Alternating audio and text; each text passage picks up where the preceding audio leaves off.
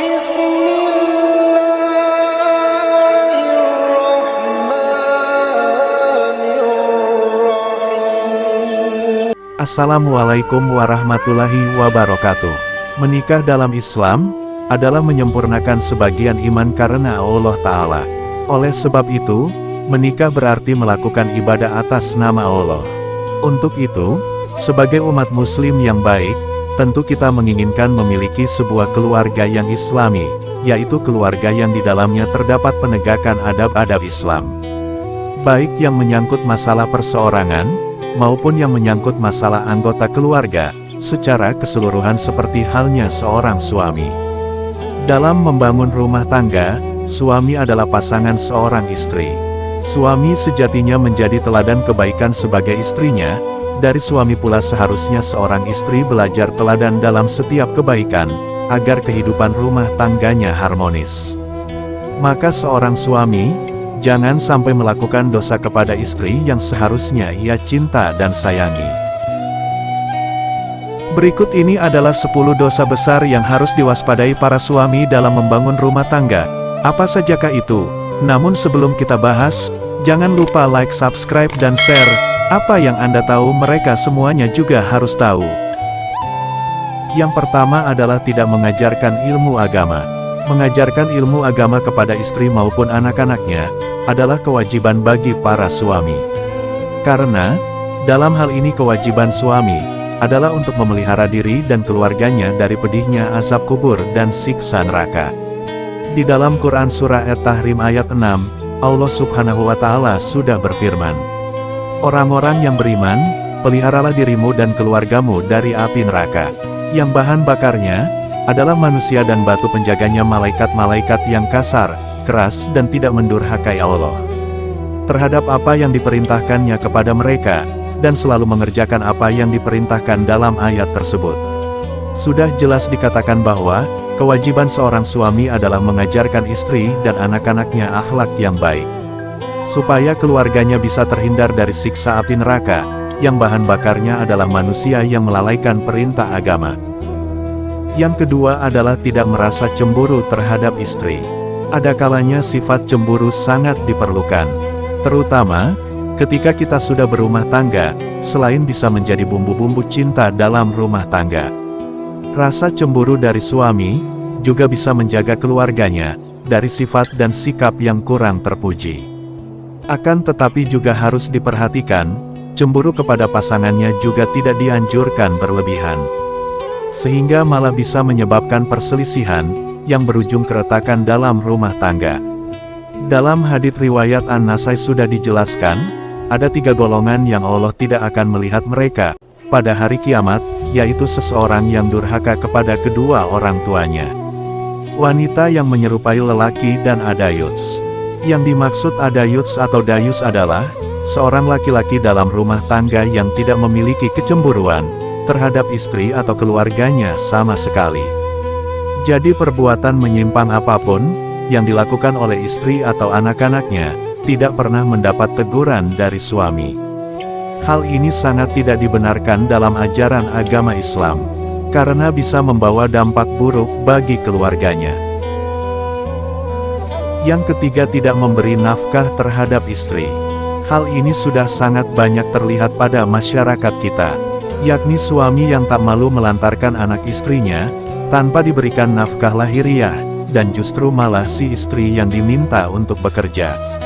Kalau kita mau berpikir, seorang wanita yang rela meninggalkan kedua orang tuanya, demi mengabdi kepada suami dan bahkan rela mengandung anak dan juga melahirkan anak untuk suami.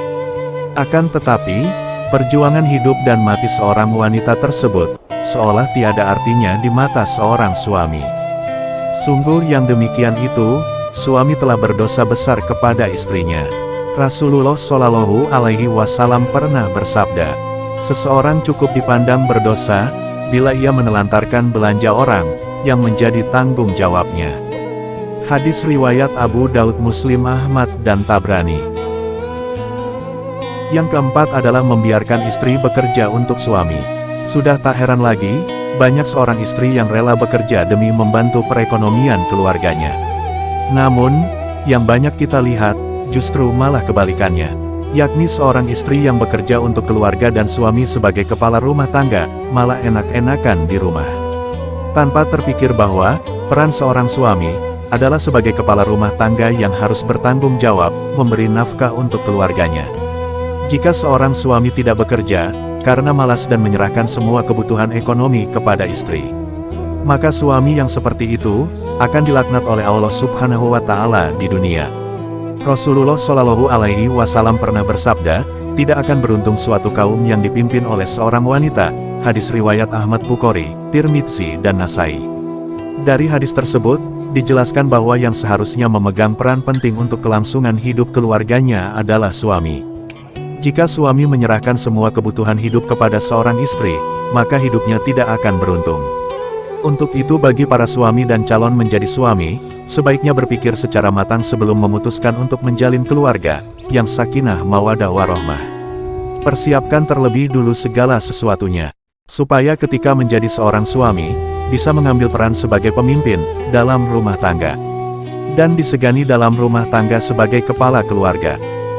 Yang kelima adalah memiliki perasaan benci kepada istri. Perlu diketahui bahwa perasaan benci berbeda dengan perasaan cemburu. Benci adalah suatu sifat tidak suka terhadap orang lain yang berkepanjangan, dan akan terus tidak suka. Sekalipun orang yang dibencinya, berbuat baik kepada orang yang membenci. Sedangkan perasaan cemburu adalah rasa curiga atau kurang percaya kepada seseorang, termasuk juga dalam hal ini adalah istri sendiri. Akan tetapi, rasa cemburu akan hilang manakala tidak ada bukti yang membenarkan atas suatu tindakan atau yang dicurigai, atau setelah mendapatkan kejelasan dari suatu permasalahan. Rasulullah Shallallahu Alaihi Wasallam pernah bersabda, janganlah seorang suami yang beriman membenci istrinya yang beriman. Jika dia tidak menyukai satu akhlak darinya, dia pasti meridhoi akhlak lain darinya. Hadits riwayat Muslim. Jadi sudah jelas bahwasanya kita dilarang untuk membenci istri sendiri. Karena tidak semua sifat dan sikap yang ada pada istri selalu buruk. Akan tetapi di balik keburukan istri, atau sikap tersebut ada satu atau beberapa sifat dan sikap yang baik. Yang keenam adalah tidak mau membantu dalam pekerjaan rumah.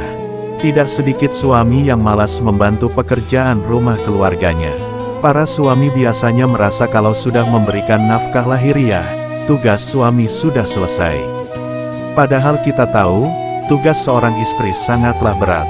Misalkan posisinya dibalik, mungkin para suami tidak akan mampu mengambil peran dari tugas seorang istri.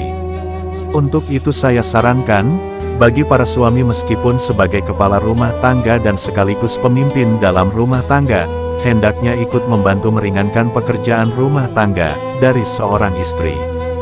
Bahkan seorang Rasulullah Shallallahu Alaihi Wasallam telah mencontohkan untuk membantu istri dalam setiap persoalan rumah tangganya, dan ini sesuai dengan sabda Rasulullah yang ditulis oleh Imam Bukhari. Beliau Rasulullah membantu pekerjaan istrinya, dan jika datang waktu sholat maka beliau pun keluar untuk sholat. Hadis riwayat Bukhari. Yang ketujuh adalah menyebarluaskan aib istri. Di dalam hal ini aib seorang istri merupakan aib dalam keluarga, dan tugas keluarga adalah menutupi tersebut, supaya tidak menyebar sampai ke masyarakat. Akan tetapi tak jarang ada seorang suami, yang malah menyebar luas dan aib seorang istri kepada orang lain, dan ini sangatlah tidak dibenarkan dalam ajaran agama. Terutama agama Islam. Rasulullah Shallallahu Alaihi Wasallam pernah bersabda, sesungguhnya di antara orang yang paling buruk, kedudukannya di sisi Allah pada hari kiamat adalah seseorang yang menggauli istrinya, dan istrinya menggaulinya, kemudian dia menyebarkan rahasia-rahasia istrinya. Hadis riwayat Muslim. Yang kedelapan adalah menyakiti istri secara fisik. Hal ini masih saja terjadi pada masyarakat kita. Perbuatan memukul, menendang, atau menyakiti istri secara fisik, malah banyak dilakukan oleh para suami.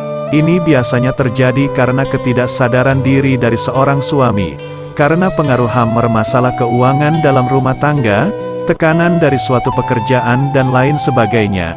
Menyakiti istri secara fisik merupakan dosa yang sangat besar dalam pandangan Islam, karena wanita merupakan kaum yang harus dilindungi, Karena kelemahannya, Rasulullah Shallallahu Alaihi Wasallam bersabda, hendaknya engkau memberinya makan jika engkau makan, memberinya pakaian jika engkau berpakaian, tidak memukul wajah, tidak menjelek-jelekkannya.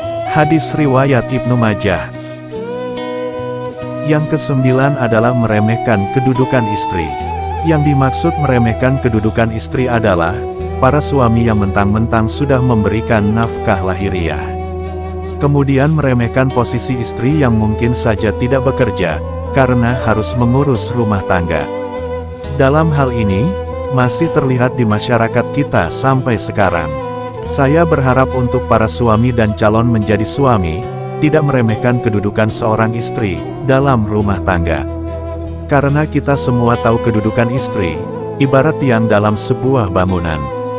Untuk itu saya sarankan khususnya bagi para suami, mulai sekarang bantulah peran seorang istri dalam rumah tangga.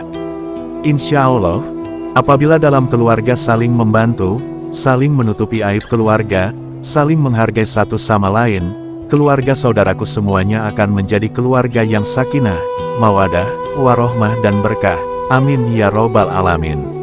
Lalu yang ke-10 adalah meluapkan semua emosi, atau marah terhadap istrinya.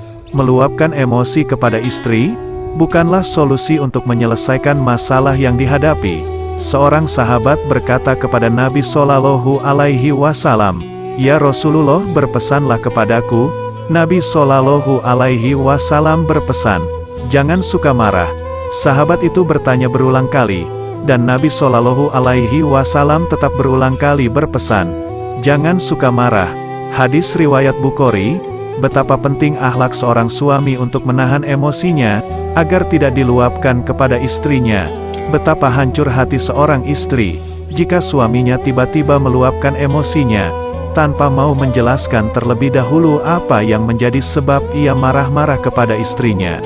Sahabat beriman yang dirahmati Allah, itulah 10 dosa suami terhadap istri, yang biasanya dilakukan dengan sadar ataupun tidak sadar.